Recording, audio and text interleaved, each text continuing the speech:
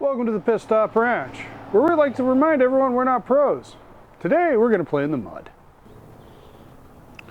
Well, it's not really enough to play in, but you should probably think about replacing this hose.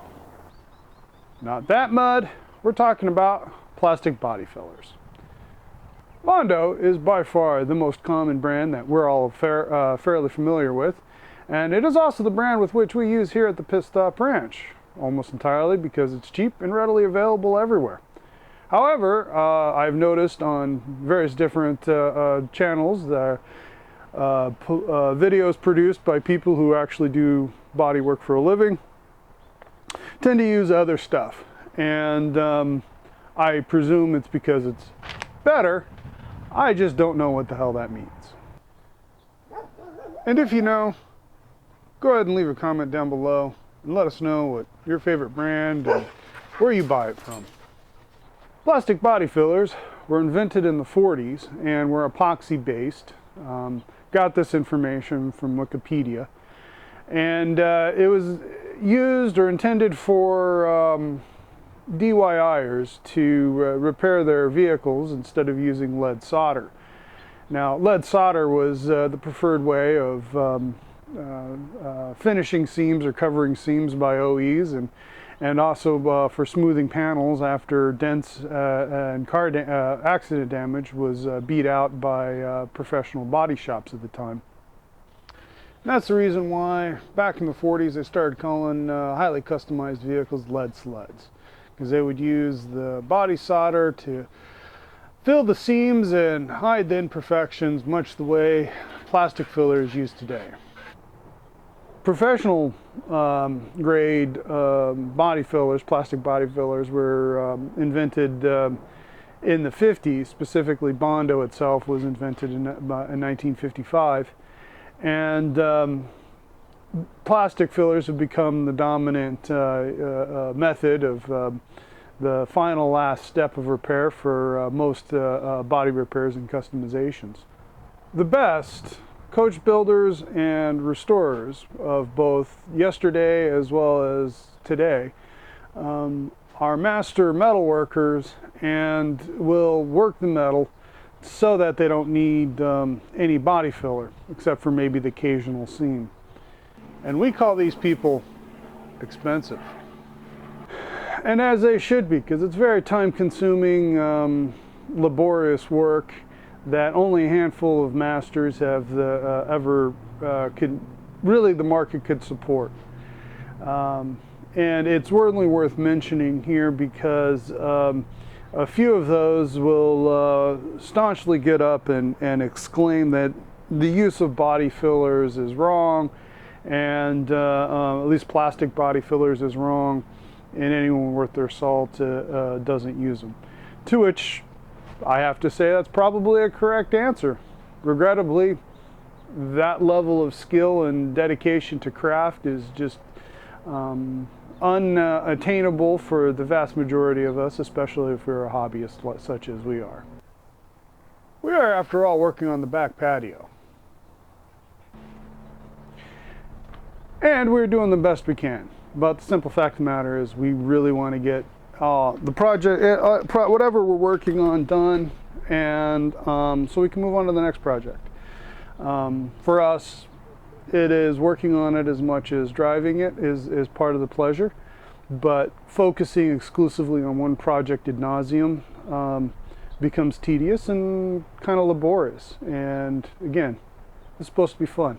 So, well, as you saw in our video on Bumpin' Ugly, we like to bump the dent out as far as we can, get the high spots down to where they need to be, and the low spots as high as they can without stretching the metal or spending a lot of time trying to shrink the metal where it's been stretched.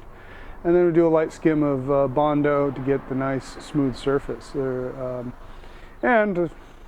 Admittedly, once again, since we're not seeking 100-point restorations, no concourse is going to invite us, or no one who's going to be taking their car to a concourse would ever consider asking us to work on them. Not that we would even consent if they did. And so, that long, laborious explanation, let's get into it and make a mess.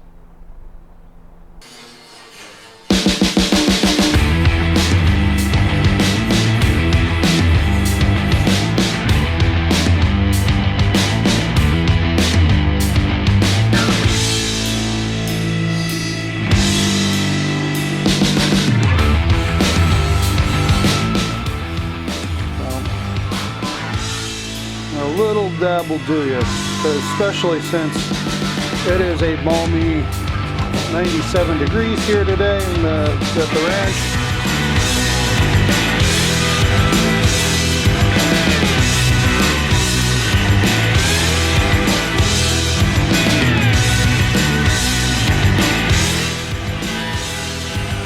Now the reason why we use this is because it's waterproof. So on welds like this, it's a good idea to at least one layer of this, and then you can put regular Bondo over it to build it up to whatever thickness you need it to be. And, well, that one's done. Go ahead and mix up the regular old cheapy special Bondo. So we all know, and I don't mean it in the biblical sense.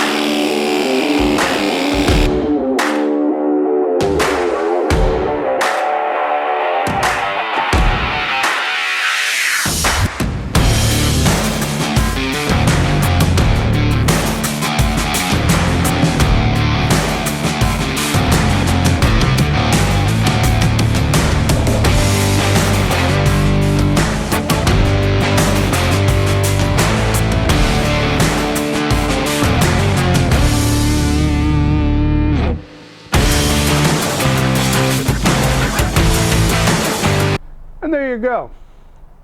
The process is really straightforward. Find the problem, prep it for best adhesion, mix it up, schmutz it on, sand it down, and drink a beer.